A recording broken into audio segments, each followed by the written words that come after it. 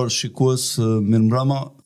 Jemi sot këtu në një bisedë për çështjet politike me një nga figurat e reja dhe simpatike të politikës shqiptare, me zotin Adriatik Lapaj, i cili konkuroi në zgjedhjet e vitit 2025, domethënë 11 maj, në zgjedhjet e përgjithshme, me koalicionin me partinë tjetër Nisma Thuria, duke krijuar partinë koalicionin Nisma Shqipëria Bet. Zoti Adriatik, mirë se më keni ardhur këtu në podcastin ton Okult. Është kënaqësi që bisedojmë bashkë.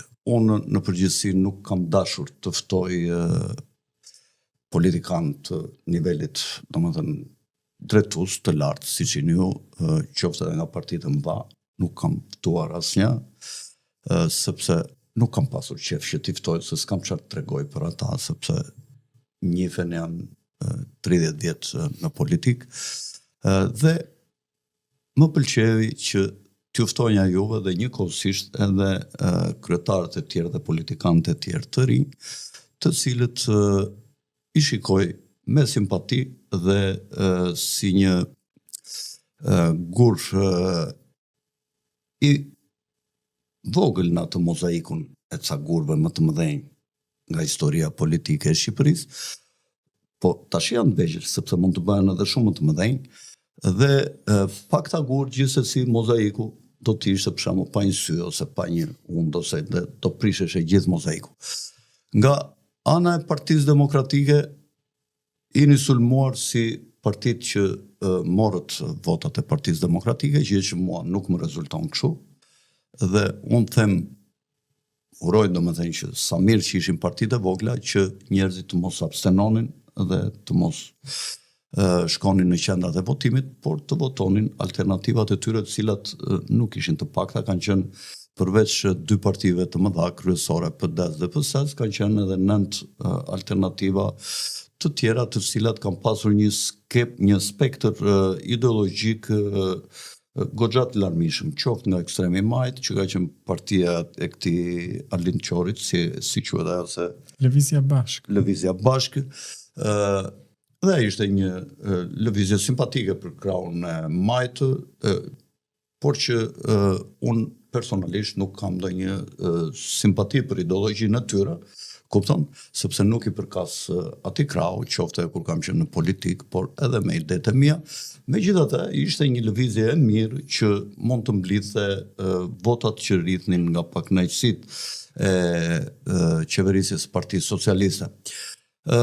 Juve morët, Adriatik, mund t'i thoni dhe më mirë këto shifrat vetë, sepse në këto që kam unë këtu, janë vetëm këto votimi i brendshëm, i një gati 50.000 votues ju kanë lënë, domethënë 50.000 votues, sepse unë kam kontakte me njerëzit dhe më tonë njerëz që kanë qenë këzazat në këto qendrat e numërimit të mëdhajat, dhe më kanë thënë që po të hapen kutit bëhet nami.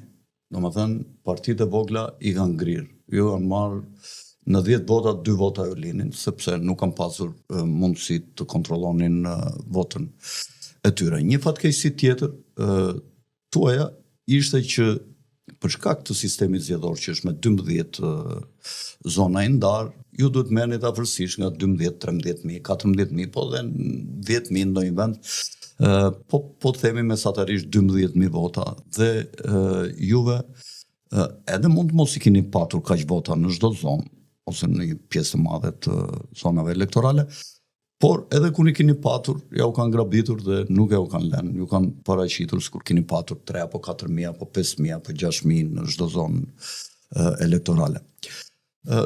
Sipas mendimit tim, po besoj që do ju mund të ma konfirmoni, do të ishte një strategji e mirë që ju partitë e vogla që dolët si alternativë më e mirë për shqiptarët, për të sjellë një alternativë qeverisje jo si këto 30 vjet të tranzicionit, dhe për të ndalur tranzicionin i cili është drejtuar nga 2 partitë kryesore historike të këtyre 30 vjetëve, PS dhe PD, ju nuk mund të krijonit koalicion, të paktën parazgjedhor, me këto dy partitë e mëdha. Kështu që e vetmja mundësi, mendoj unë, teorike, ishte që ju të bashkoheshit bashkë, pavarësisht nga ndonjë qepmetje, ndonjë grindje që keni patur, të cilat më duket që kanë qenë paksa naive, ju s'kishit nevojë të grindeshit me njëri tjetrin absolutisht për asgjë. Po fillova unë të shikoj si e ka xhaketën ti, ku s'më pëlqen mua, po si e ka veshur këmishën, po dalet çka ka bërë pardije, kur vajti atje në plazh, mos odhi ato plerat atje jashtë koshit i rajo, karta, dohen të gjesh sebepe për të grindur ka sa të duash. Unë mendoj që ju duhet kishit bërë një koalicion të madh. Të gjitha shumica ju partive të vogla, se duhet edhe spektri ideologjik që kini, sepse unë mendoj që ju për shembull nuk mund të bëni koalicion me Arlind Qorin, se ai anon më shumë nga tezat marksiste dhe komuniste. Ju jeni parti që kërkoni të promovoni dhe të fuqizoni kapitalizmin dhe shtetin e modeluar të sotëm që bazohet në ky lloj sistemi ekonomik. Dhe në këtë drejtim nuk e di a je dakord me këtë analizë të vogël që bëra unë, domethënë që është e nevojshme që në zgjedhjet lokale që do të vinë shumë shpejt juve të bashkoheni dhe të punoni bashkë, sepse formula dhe marrëveshje ka sa të duash ku secili të fitojë atë pjesën e elektoratit që e mbështet. Së pari të falenderoj për ftesën, urime për emisionin, se po t'i shpreh nga afër tani. Faleminderit. Analiza që ju bëni është e drejtë. Pastaj nuancat që mund të jap gjithë secili në analizën së vet mund të jenë të ndryshme, po në themel të saj ajo që ju thoni është e drejtë. Unë e kam besuar njësoj si ju dhe modestisht në emër të gjithë grupimit që përfaqësoj u angazhova për rreth 8 muaj për ta realizuar një bashkëpunim, sepse më shumë se egot e njërit apo të tjetrit, apo më shumë se nevoja për të spikatur e njërit apo të tjetrit, qytetarët dhe vendi jon ka nevojë për të ndalur këtë vazhdimësisë varritëse të tranzicionit të tej zgjatur shqiptar, i cili tashmë nuk është më dhe tranzicion, është kthyer në status quo. Dhe për këtë arsye u angazhuam në këtë drejtim. Sot mendoj që edhe më shumë mund të kishim bërë, por u përballëm me disa qëndrime të cilat unë s'dua t'i amplifikoj tani për shkak se mendoj që ka vend për të korrektuar. Po. Ajo që unë ndaj me ju tjetër është fakti që formula është kjo që është sot. Pra ne e dim formulën. E përpasoj duhet me u sjell në mënyrë të zgjuar me formulën. Edhe kjo ka qenë arsyeja pse personalisht u angazhova për këtë bashkëpunim, sepse edhe për te atyre fenomeneve që ju thoni, se nuk është vetëm fenomeni i deformimit të votës nga këta që ju thatë, Komisioni Ertë Meradh, po është fenomeni i deformimit të votës edhe si pasojë e moskrimit të bindjes të qytetarit që vota e tij mund të maksimizoj. Pra në momentin që ai qytetari në Berat thotë që edhe mund mos ta nxjerr dot Adriatiku deputetin, ose një tjetër, është i prirur që të mos e çoj votën aty. Pra ikën ai që e kish për ty, por nuk arrin dot deri te kutia për ty. Në këtë drejtim do duhet të që adresuar ndryshe, sepse edhe me numrin e votave që është marrë nga subjektet e reja, janë diku te 140.000. Po 140.000 vota mund të ishin përkthyer nga 10 deri në 13 mandate në varësi të mënyrës se si do qëndran ato sipas qarqeve, dhe do të kishte qenë një çarje shumë, domethënë se realisht e sistemit politik në vend. Tani kjo është si shiu pas të vjelit, i thot populli, po gjithsesi asnjë nuk është vonë. Duhet të punu çdo ditë sistemi dëhont që ju vjet juve vota. Absolutisht, bën shumë faktor, po me këtë sistem juve ju kanë marrë 6-7 vota, po të kishte sistem tjetër dhe me këtë rezultat që keni ju do kishit 6-7 mandate më shumë. E sigurt, po sistemi është ky që është, dhe ne jemi në këtë garë eksaktësisht për ta bërë të dukshëm këtë problem dhe për ta ndryshuar. Proceset ndryshuese kanë vështirësitë e veta, marrin kohën e vet, po e rëndësishme është që të vazhdojmë pa u ndalur dhe nga një hap që unë nuk e trajtoj si fitore këtë që ndodhi nga ne, edhe pse është një rezultat që nuk e ka bërë kusht tjetër nga forcat antisistem që mund të kenë tentuar të një forcë 4. Forcë 3. Po Partia Socialdemokrates ka rreth 15.000 vota më pak se ne, 14.000 ca vota më pak se ne. Po, ka më pak, po ka marrë deputet më shumë se i ka të përqindora. Në raport me të paktën renditja bëhet sipas numrit të votave. Ne kemi 64.268 vota. Me gjithë votat e diasporës. Kështu që në diasporë keni dalë më lart se sa në përqindje se sa këtu në Shqipëri. Po kemi dalë afërsisht 2 herë. Po 2 herë më shumë. Afërsisht. Kjo është një sukses sepse ti kushtove vëmendje dhe punove me diasporën. Edhe me ligjin, se ligji kjo do edhe në diasporë jam i sigurt që u kanë vjedhur shumë vota, por kjo tregon gjithsesi është një tregues që tregon që ata që nuk kanë si të kërcënohen ose të bëhet presion që e shikojnë Shqipërinë pa lentet e këtyre partive të mëdha, domethënë ju kam parë me simpati, kjo është një Për shembull, një gjë që ka ndodhur se numri atyre që na kanë votuar ne si subjekt është diku te 80.000 të dokumentuara. Sepse rreth 15.000 vota kanë dalë pa vlefshme, ku subjekti jon ka qenë një nga palët e votuara. Për shembull, çka ka ndodhur në zonat ku ne kemi pas kandidatë që spikasnin shumë, për shembull, General Det Prenga në Mirdit, ku qytetarët përtej subjektit politik ishin të lidhur me figurën në mënyrë të veçantë, kur eksponentët e Partisë Socialiste kanë shkuar në terren dhe e kanë has këtë problem, kanë bërë një trik elektoral duke i thënë njerëzve mirë votojeni personi, po votoni partinë tonë dhe kjo ka bërë që vota të dilte e pavlefshme dhe ne kemi rreth 15.000 vota të pavlefshme. Dhe në total bën rreth 80.000 vonete që kanë qenë adresuar për lëvizjen. Dhe është një arritje, gjykoj unë, si hapi parë është një arritje e mirë, por nuk është për të thënë që fituam fitore, sukses i madh. Jo, duhet të mendojmë me këmbë tokë dhe duhet tashmë që këtë bazë të mirë ta përkthejmë në një themel për të ngritur një godim politike të shëndetshme. Adriatik, unë u kënaqja kur të bëra një ftesë dhe ti me njerë, me modesti, më the, okay, do të vi. Unë kam bërë përpjekje, si thash, edhe për partitë tjera të vogla, kam ftuar këtë Agron Shejajn, kryetarin e Partisë Mundësia, i cili ende në fakt nuk më është përgjigjur.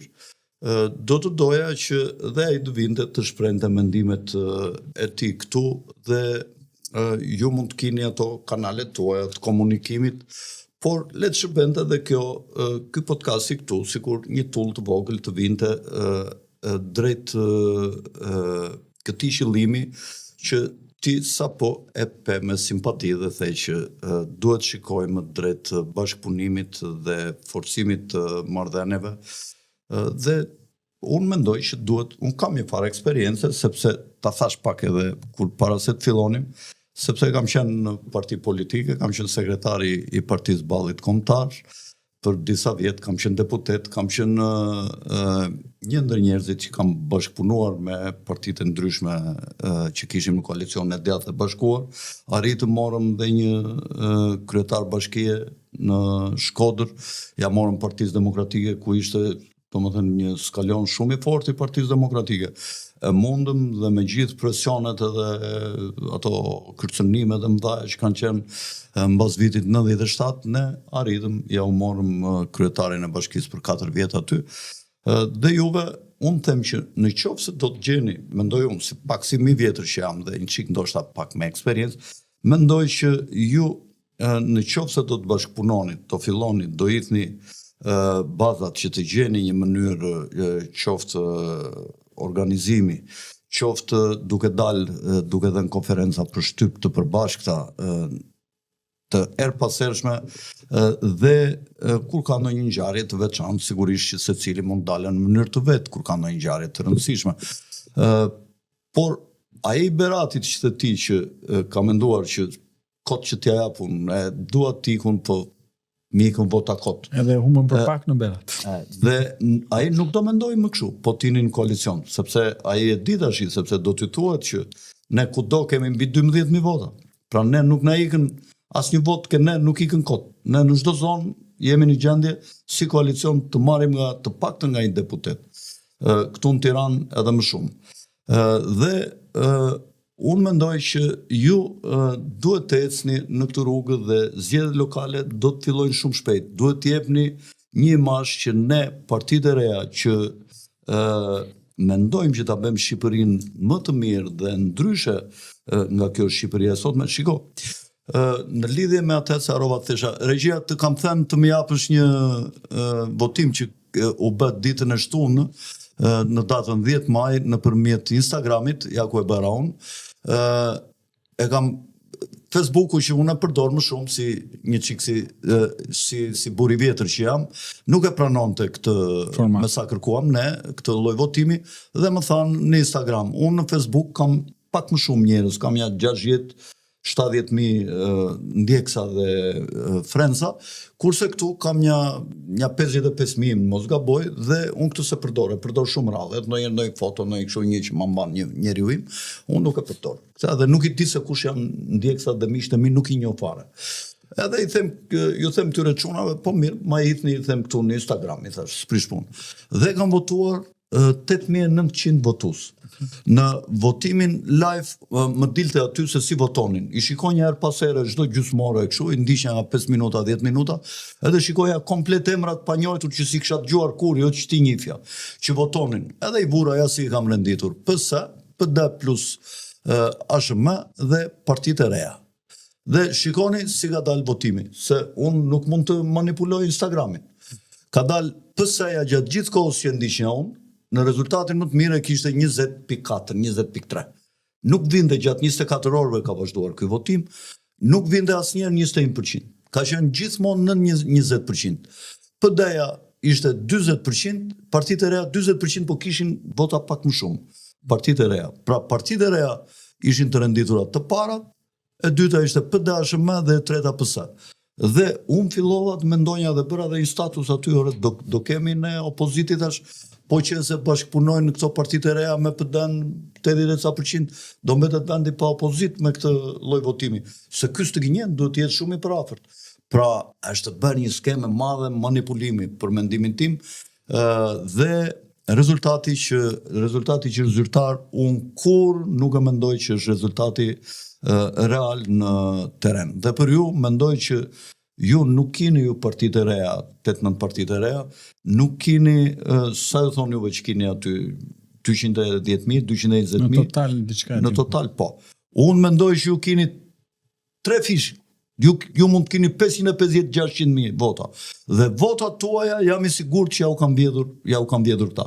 Përveç atyre problemeve që thatë juve, që u bëshin presion, po unë zalë, se unë këshu, se unë ashtu, këto votat që kanë qenë të pavlefshme, që kanë përdorur këto marifetet, pra ju kini potencial shumë të madh, mendoj unë, që duhet të bashkoni, duhet të filloni të punoni bashkë në mënyrë kolegjale, të lini me një në këto mërit e vogla, dhe këta duhet të bëni për interesin e përgjithshëm, për të rregulluar politikën shqiptare, sepse ju kini tashi e konfirmuata, ju kini një mision të madh dhe kini një bazament shumë të fuqishëm.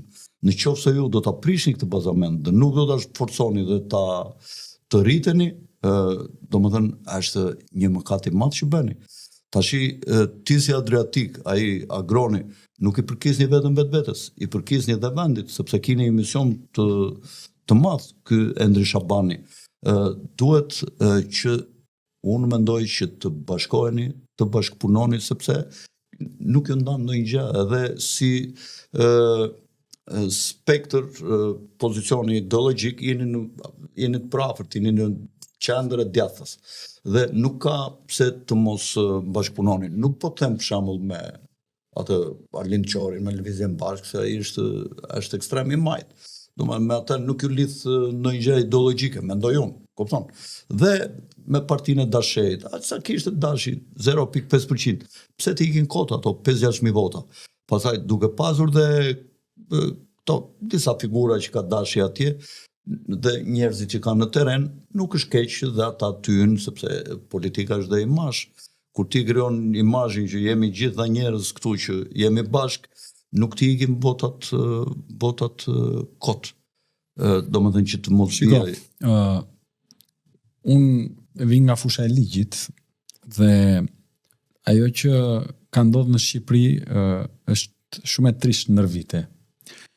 dy partitë e tranzicionit shqiptar, që i quaj unë, ato që e kanë qeverisë vendin, me ndryshimet kushtetuese të vitit 2008 dhe kodet zgjedhore që kanë nxjerrë dhe ndryshimet që kanë bërë më vonë, e kanë dizenjuar të gjithë strukturën për të mos u qarë do të sistemi. Praktikisht në kësa here e kemi qarë, sepse kemi arrit të futemi, edhe nuk kemi arrit do të Po që edhe pak atyre u kthehet bumeranga? Exakt. Tani, vetëm ka një problem. Rrugës, Partia Demokratike e ka humbur bipolaritetin me Partinë Socialiste. Pra, si të thuash, ka humbur ai niveli i peshores. Tani Partia Socialiste... Po Socialiste... statusi fuqisë madhe. Eksakt. Partia Socialiste nuk ka fare nevojë për këtë bipolaritet dhe formula dhe qëllimi për cilën ajo u krijua i është kthyer tashmë Partisë Demokratike në shkakun kryesor pse humbet. Po.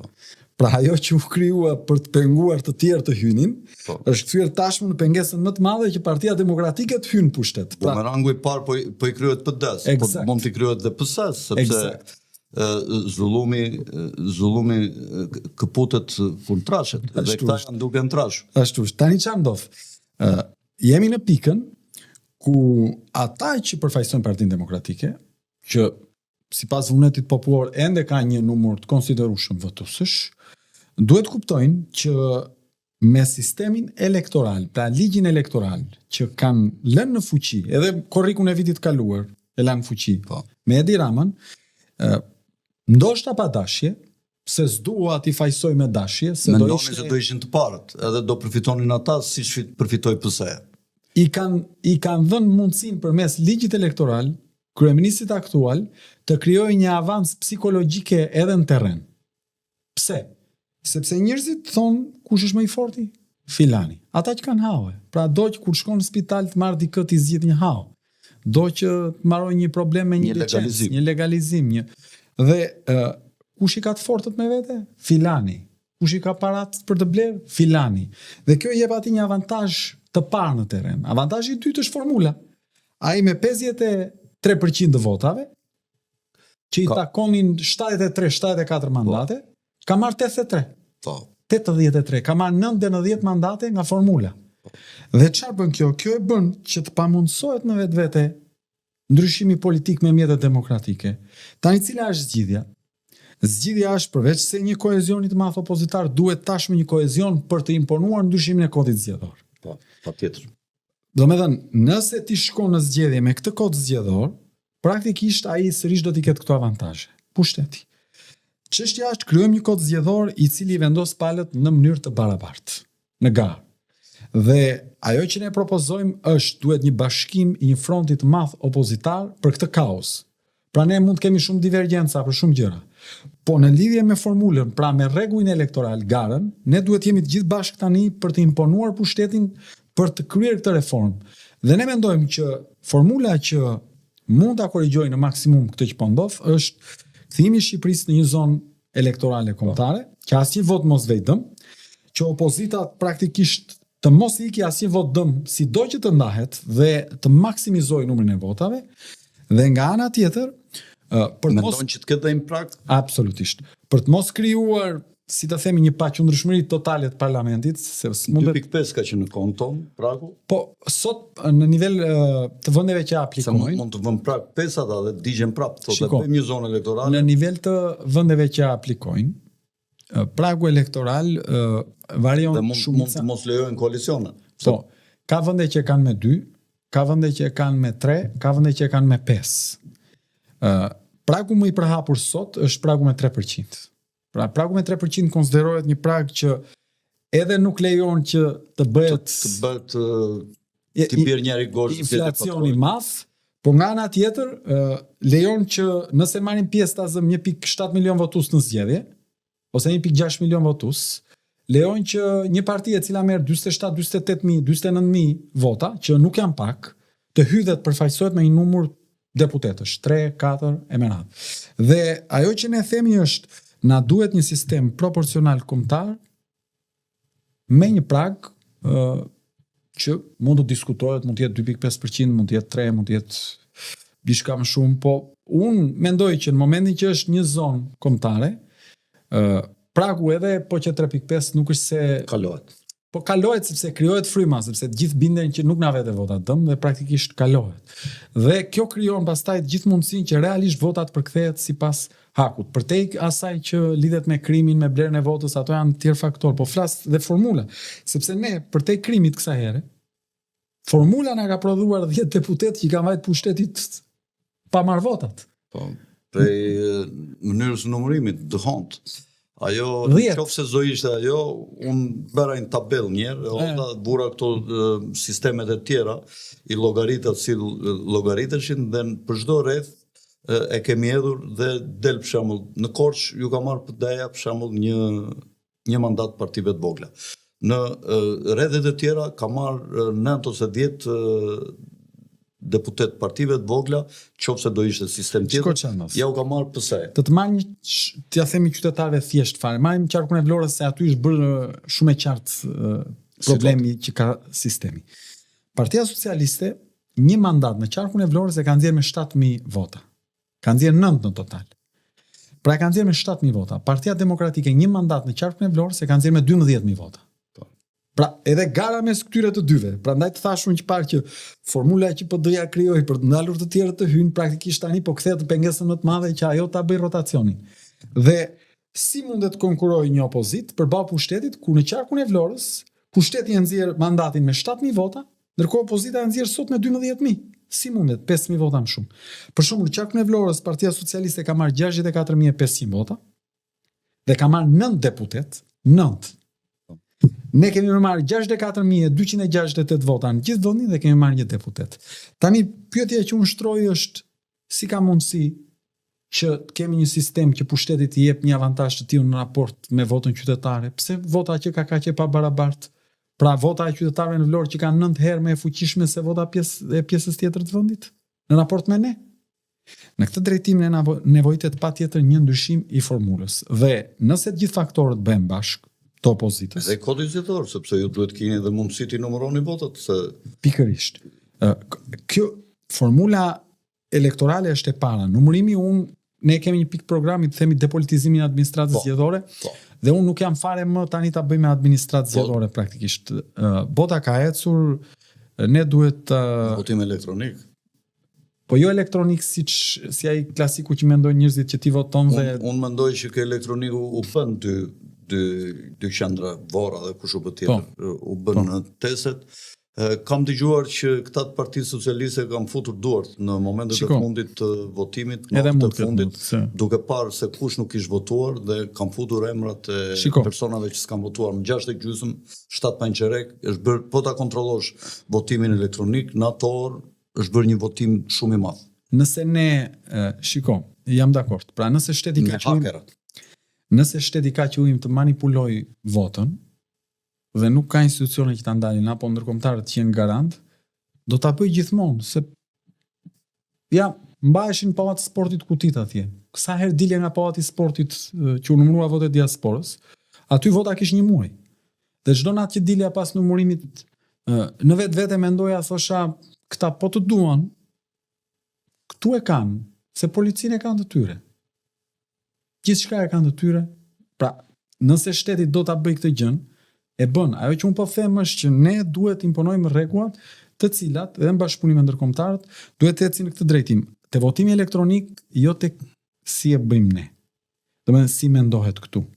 Sistemi amerikan i votimit elektronik është më i sigurt praktikisht sepse bëhet votim edhe elektronik, po edhe me flet praktikisht. Pra kur ti voton për Shqipëria bëhet, ty të del në ekran dhe praktikisht pasi ti i jep okay, submit, ti e shikon dhe votën fizike që bjen në kuti me atë votim.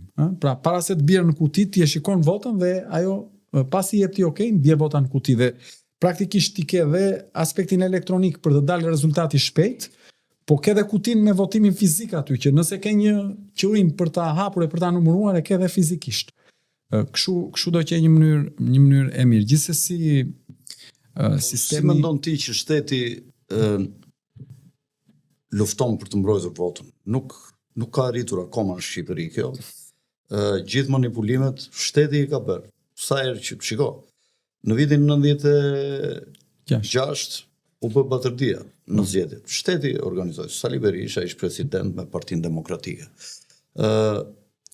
Edhe herët e tjera, kur ka pasur rotacion, më shumë ka qenë kompromis me ndryrën e ndërkombëtarëve, por kanë qenë dhe disa politikanë më të përgjegjshëm në atë kohë, siç ishte Fatos Nanoja për shembull, kur ndërkombëtarët i kanë thënë largohu, domethënë nuk është përpjekur të bëjë manipulime.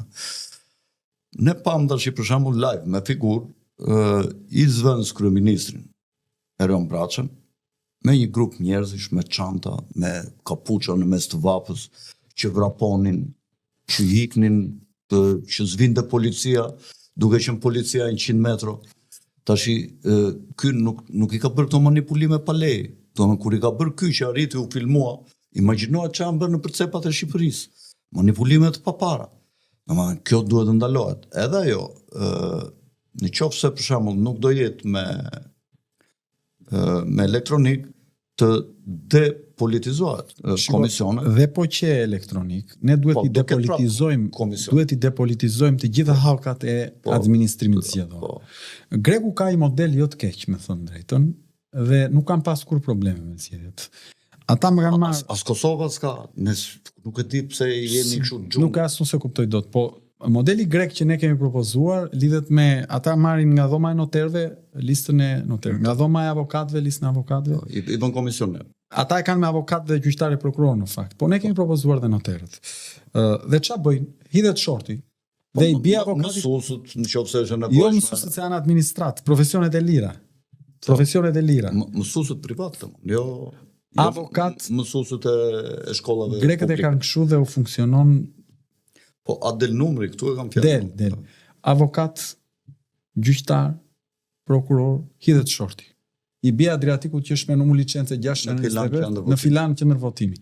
Dhe nëse aty vërtetohet qoftë dhe një vot pastaj gabim, ky përveç se aspektit penal, humbet dhe licencën e punës si avokat, humbet vendin e punës si gjyqtar, si prokuror.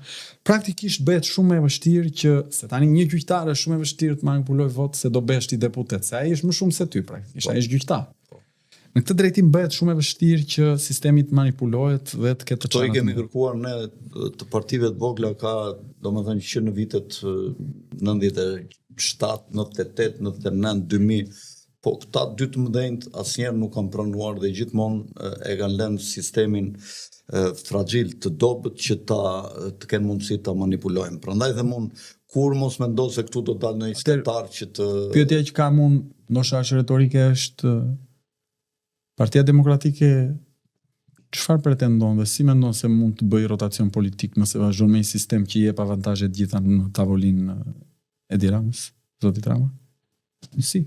Pra, ata janë të dënuar tashmë të vinte kjo tezë, se po s'erdhen këtu praktikisht s'ka ga. S'ka më rotacion në Shqipëri. Domethënë, nëse po garojnë, nëse këtu garash kush bëhet opozita zyrtare e vendit në 20 vitet që vinë, dakord, të mos bashkojnë në këtë propozim që unë bëj për të ndryshuar sistemin zgjedhor. Le të dalin të thonë qytetarëve që shiko, ne nuk është se kemi ndonjë garë me marr pushtet, ne kemi garën kush do mbaj opozitën. A më kupton çfarë po them? Pra, nëse gara është kush do mbaj opozitën, të dalin përfaqësuesit e Partisë Demokratike dhe të thonë jo, sistemi zgjedhor është në rregull, e kemi rregull. Sepse me këtë sistem zgjedhor në fjalë, unë po ta është fakt, ai merr për te ndikimit që ka krimi, për te blerjes së votës, për te gjithave që ç'a bëjnë në Shqipëri, ai vetëm nga sistemi elektoral kësaj here ka marrë 90 deputet. I ka marrë nga formula. Shiko, këto zgjedhje sigurisht për mua kanë qenë farsë. Unë janë si zgjedhjet e 96-s, por më të kamufluara, më të sofistikuara. Edhe ngjasin dhe nga muaji kur u bën, jo në njëjti muaj, atëherë u bën me 29 maj, tash u bën me 11 maj. Domethënë zgjedhjet në maj janë ende Shtetet Bashkuara nuk kanë bërë një njohje në mënyrë literale të zgjedhjeve. Njëkohësisht një shtet aleat i Shqipërisë dhe me ndikim në politikën shqiptare si Turqia, Erdoani, edhe ai nuk e ka përshëndetur Edi Ramën. Nuk dihet se sa jetë gjatë dhe çfarë mund të ndodhë me rezultatin e këtyre zgjedhjeve. Unë di që disa nga këta që u arrestuan tash nga këta të Durrësit me një grup tjetër të gjerë njerëzish, më kanë thënë aty që njerëz që kanë qenë prezent, duke bërë telefonata, duke kërcënuar, nuk e di ty të kam bërë presion apo jo, po di që i kanë bërë Tom Doshit për shembull, kupton?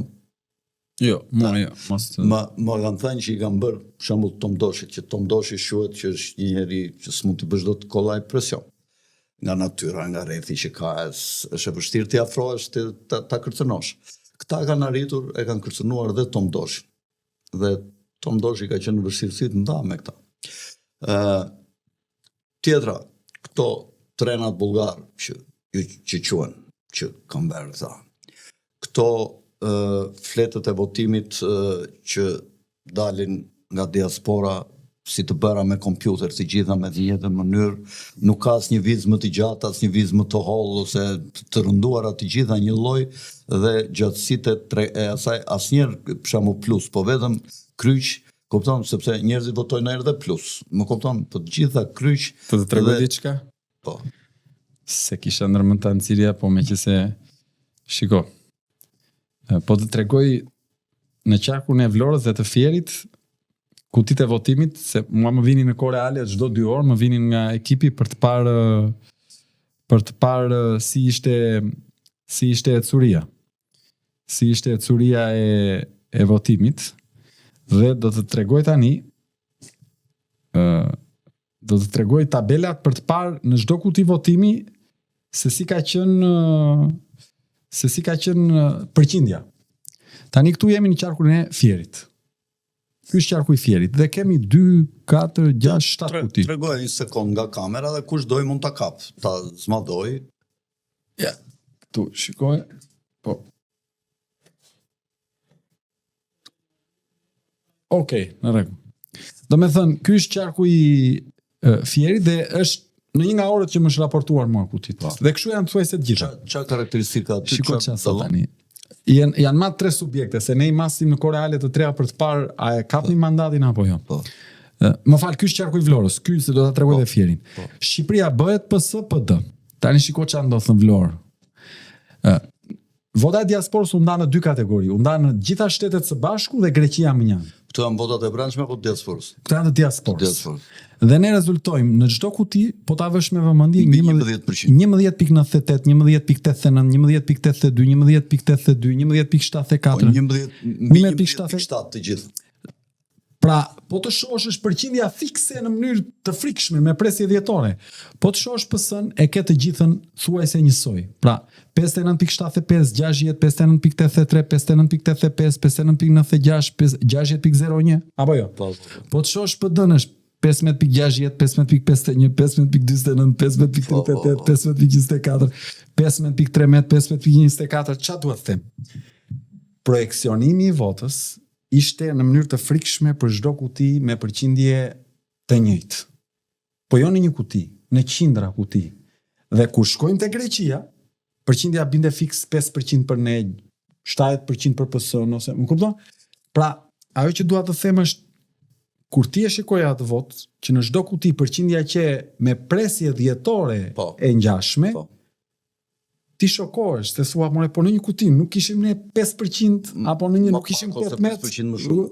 Po mirë, në një mjet sa kuti të diasporës, nuk ishte PD-ja në një forcë e parë, i qarkun e Kukësit, po në këto të tjerat, pse nuk ka në zonën e Tiranës një zonë shumë kavaja që PD-ja është më lartë në diasporë. Dhe ti shikon që ajo nuk ndryshon. Dhe çfarë bën? Ti kupton që ajo është votë e projeksionuar.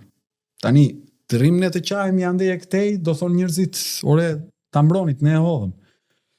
Po, për te i ligjit çfarë ti mbrosh, tani, se unë nuk e ndjek do të votën nga shtëpia ati që e dërgon nga Anglia deri në aeroporte dhe deri te, do thua shti pastaj, po këta i bie kështu ta bën gjithmonë.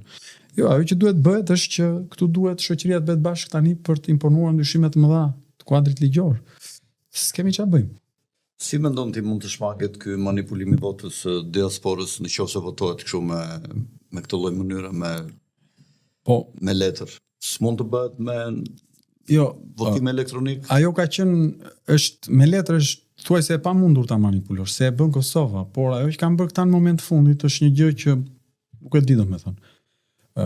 Vota e diasporës nuk mund të hidhet në qese plasmasi.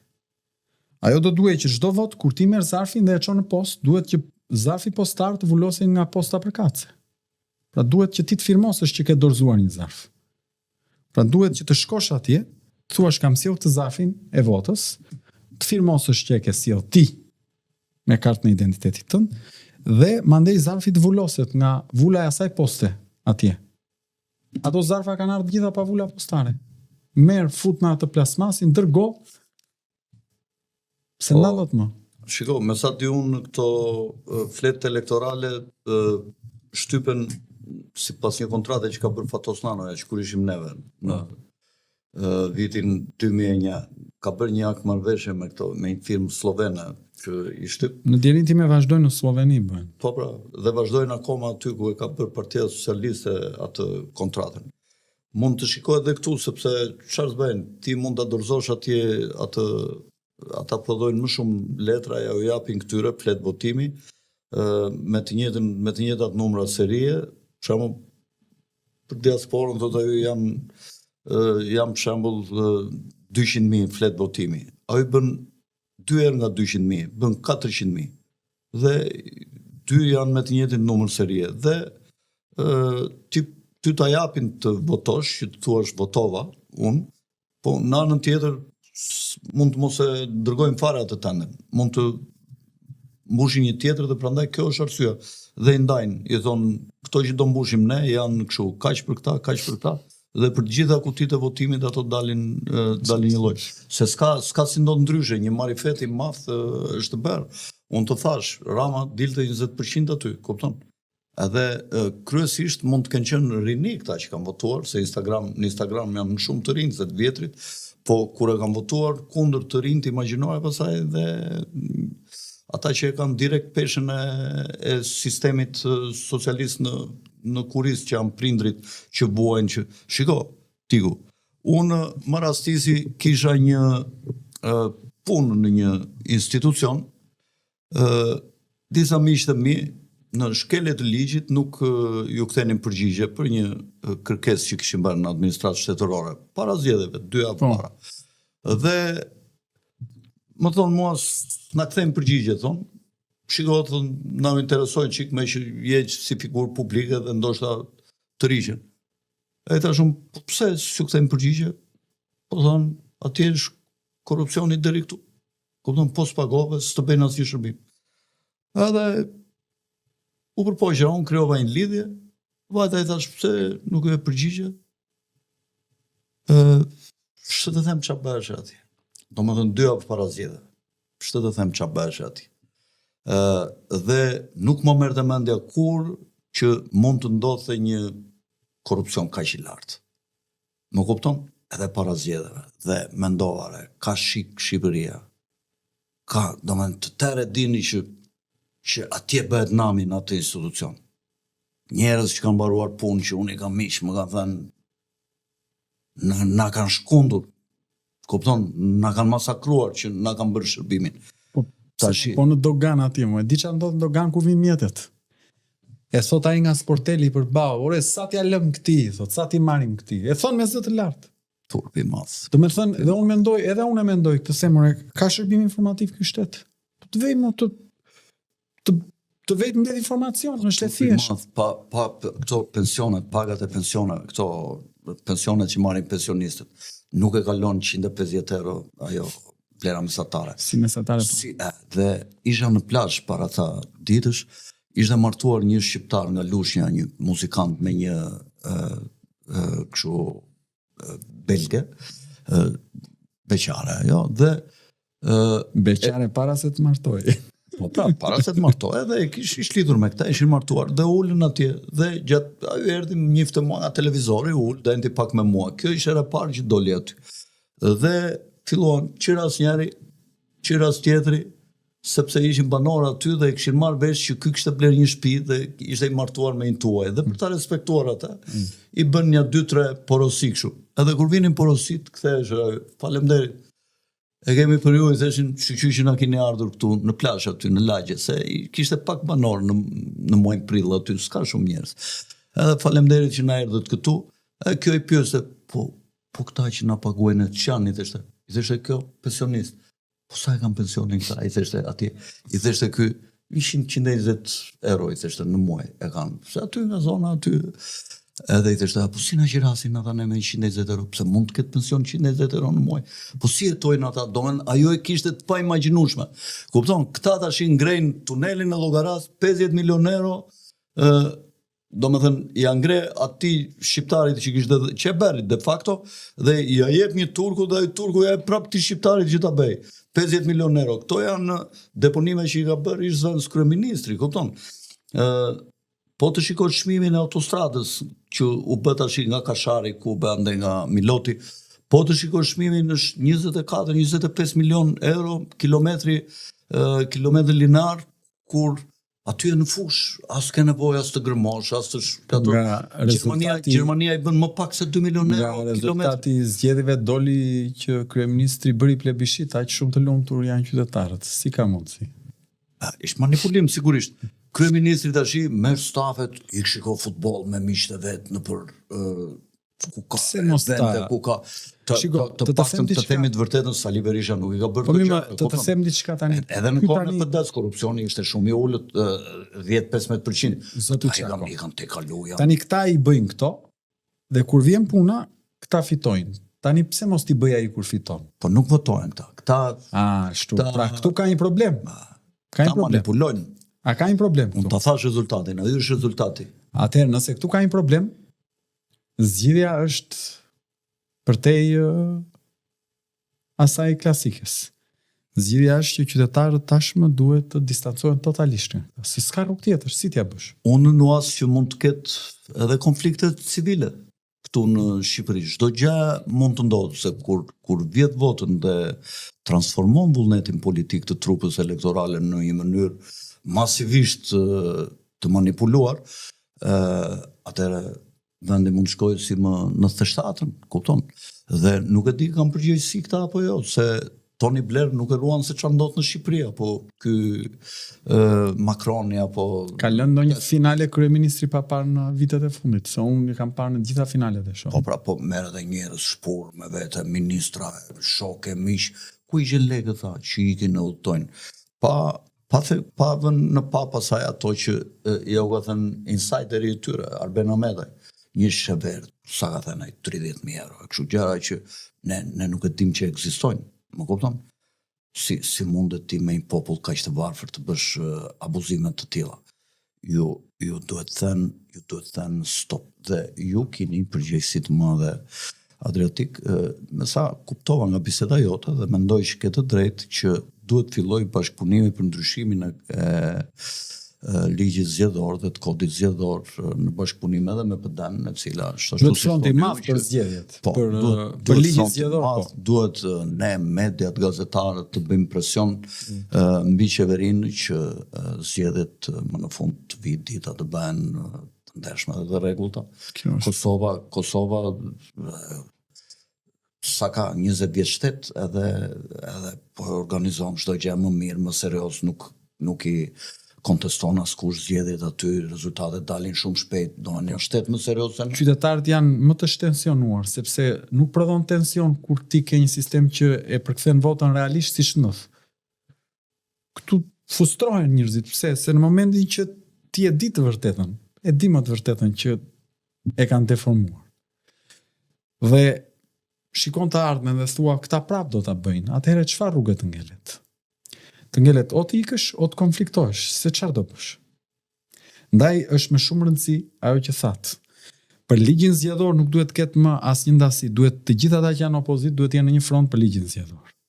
Pastaj garojnë bashkë apo mjanë, kjo është tjetër gjë.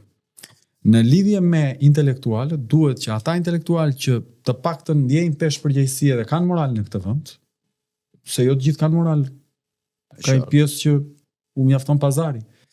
Duhet tashmë të ngrihen në nivelin e detyrës që thret kjo nevojë e madhe kombëtare për ta kërkuar një sistem të drejtë elektoral që vendi të shmanget një katastrofe në të ardhmen. Se do maj ajo edhe në një moment pastaj do shpërthejore, se nuk ka ku të vejë punë. Edhe këtë e mbështesin dhe këta ndërkombëtarët me të cilët ky Juri Peqelepe i kërkojnë ishu, i kërkojnë, do në jep sikur i ka butrintin, sikur i ka pronat e babait të vet, dhe ky mendon se duke u lidhur me ata, po i shpërthevi këtu brenda mund të shpëtojë. Ne e dim çfarë lepur është ajo, se e njohim prej vitesh, nuk është se po e njohim sot. Dhe si ambath ajo edhe si po puna është që mos dëmtohet vendi dhe të shkojë drejt probleme të tilla të vështira. Unë gjatë kohës që këta ishin duke diskutuar në parlament për kodin zgjedhor, vazhdimisht në ato daljet e mia si Trumcaku që edhe në pikuj në atë pyllin e madh ku po digjeshe, vazhdimisht kisha thënë, po doni të tregoni veten sa të fortë jeni, bëheni një zonë elektorale, vendosni prak elektoral që mos mblidhet aty me kush me maç nga një deputet 30 parti, dhe të ketë një çik pluralizëm parlamenti. Po më ka Kosova se s'ka nevojë të shpikim. Me ka Kosova? Po, 4-5 forca politike i ke gjithmonë aty prezente. Dhe nuk mund të kesh tash vetëm çfarë do një njeri të ta kthejë Shqipërinë si pronë vet, të bëj atje busta dhe në pallate, të guxoj dera atje sa të ndërtoj kokën e vet atje ngjitur kë 15 kaçe, ja ke para po jo. Do me thënë ide që nuk i kam pasur as këta të faraon të Egjiptit, nuk i guxonin këto gjëra. Si mund të bësh ti një pallat me kokën tënde atje, kupton? Domethënë turpet mëdhaja e ka kthyer Shqipërinë si pronë private. I ka hequr bashkisë çdo kompetencë për leja, për domethënë të gjitha i ka marrë ky me azhëtan atje. Kupton? Domethënë në fshat të bëj njëri një të ndaj djalin ai ke toka e vet, ke trualli vet të kërkoj të bëj një shtëpi, duhet shkoj ke azhëtaja, të vej të jap edhe po të ndryshoj një dritare ta rregulloj, nëse ish kalbur ajo, duhet vetëm marr lek ke azhëtaja atje, edhe pa dhënë ky sultani vulën, asgjë nuk kalon. Kupton? Po kthehet Shqipëria nuk është në normalitet kjo, kupton? Prandaj është gjithmonë më mirë kur janë 2-3 veta që qeverisin vendin në një koalicion, se çmendet ai kryesori, janë këta 2 tjerët që i fusin në stap kokës, kupton? Ne çfarë, kupton? Çfarë bën se e prishim në këtë punë, o bëhet tamam punën, o mos na fliq dhe neve këtu, kupton? Mirë Adriatik, ishte kënaqësi biseda, ju uroj suksese në të ardhmen, ju uroj në radhë të parë të jeni të mençur, në radhë të dytë të jeni të urtë. Pra të dini të duroni njëri tjetrin dhe të ngrini taktika që të mos ju humbasin votat në sfidat ardhshme. Vinë shumë shpejt zgjedhjet lokale, duhet filloni të mendoni që sot çfarë mund të bëni. Unë do të ftoj dhe Agronin këtu për të bërë një bisedë me ta. Uroj që edhe ai ta shikojnë në këtë mënyrë dhe jo me megalomani situatën, sepse në qoftë kush e shikon me megalomani del shumë shpejt nga loja. Dhe këta e kanë treguar shumë parti që janë krijuar. Iku LSI-ja që merrte 270.000 vota, nuk ishte pak, një parti e vetme. Këta kafshuan dhe engrën partinë e Bamir Topit. Bamir Topi kishte 140.000 vota de facto. Në teren, këta e katandizën edhe Bamirin nuk e lanë të dilte deputet të duke pasur 25.000 vota në Tiranë, nxorën Luan Ramën nga koalicioni LSI, PS dhe ja manipuluan dhe votën botat. Prandaj mos mendoni se nuk jeni të synushëm. Jeni në rrezik dhe këta në çdo moment një sy e mbajnë nga juve, qoftë PD-ja, qoftë PS-ja për t'ju shkatruar, pavarësisht se PD-ja është në një situatë të vështirë dhe të vetme rrugdalje ka të bashkëpunoj me juve ashtu siç e thatë edhe ju gjatë bisedës dhe që unë jam mbështeta. Faleminderit. Unë falenderoj. Bashkëpunimi duhet jetë total edhe me intelektualët, me gazetarët e mirë të këtij vendi. Duhet një kohezion i madh social për të imponuar ndryshime. Nuk asnjëri nuk e bën dot i vetëm. Është iluzion. Patjetër. Edhe do dhe pak kohë, nuk bëhet domethënë në mënyrë të shpejtë. Faleminderit dhe natën e mirë dhe ju uroj suksese në sfidat e ardhshme për të mirën e vendit dhe për të mirën e karrierës tuaj personale.